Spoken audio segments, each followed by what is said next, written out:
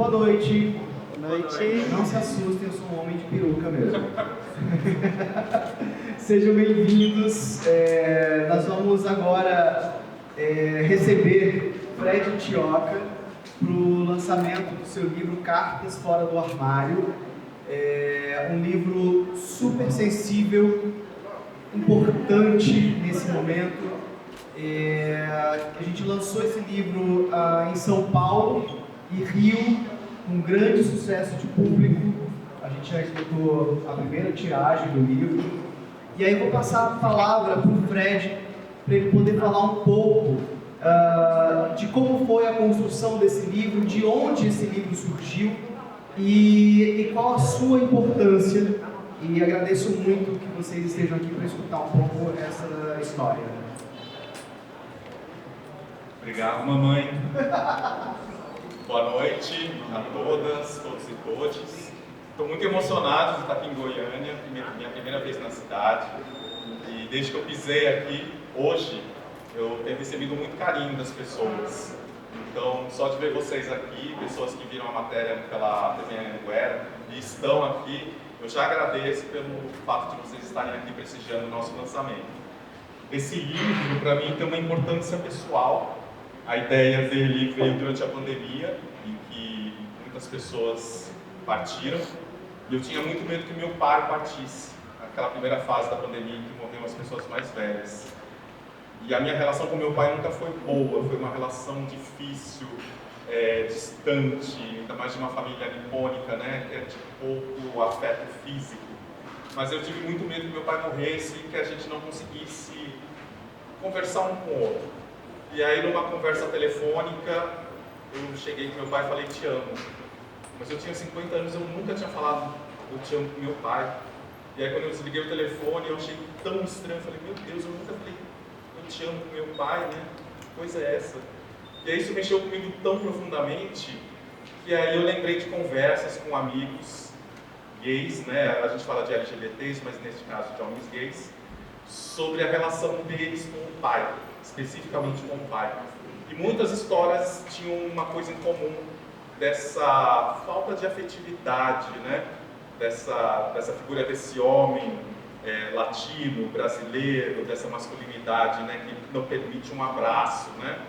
E aí isso me veio à tona e me deu a ideia de conversar com outros homens de diferentes idades sobre essa relação com o pai.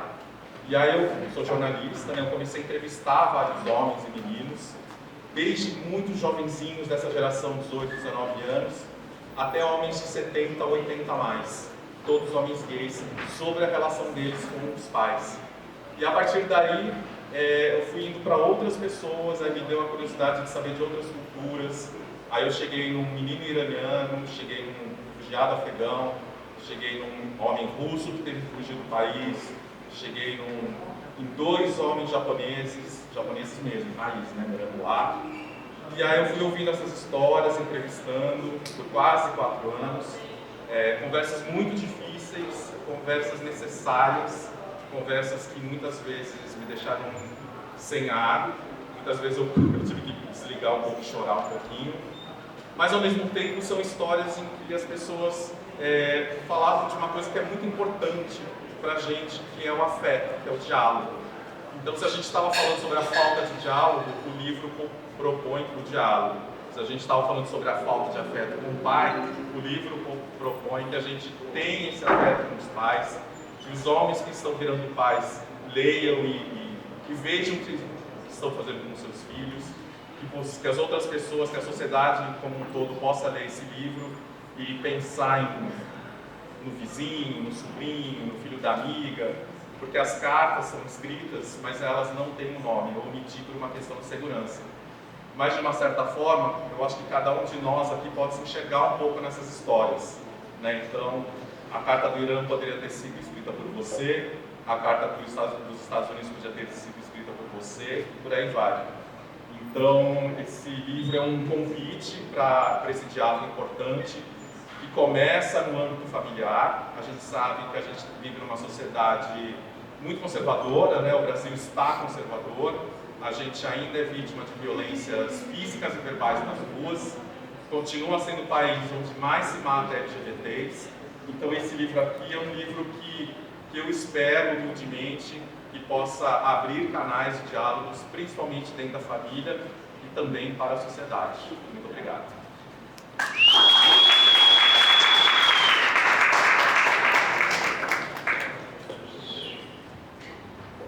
Bem, para quem quiser adquirir o livro, pode vir falar comigo.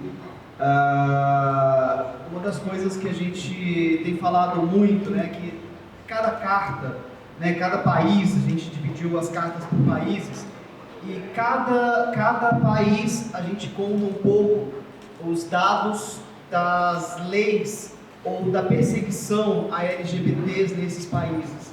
Então o livro, ele traz também um registro histórico e um registro para que a gente reflita sobre, especificamente, como estão os direitos humanos para pessoas LGBTs ao redor do mundo, ou mais especificamente pelos países, né, que nós estamos aqui colocando, né, nas cartas.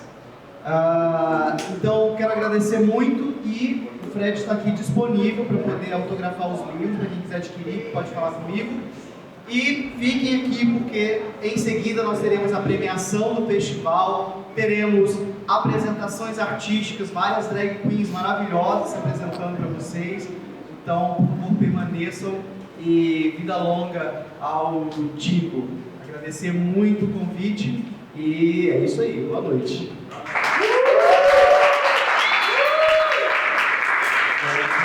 Antes de começar aqui a canetada, eu preciso agradecer o Cris, Festival Digo, porque a ideia do lançamento surgiu no café da manhã com ele há alguns meses, e ele falou, vamos lançar no Digo.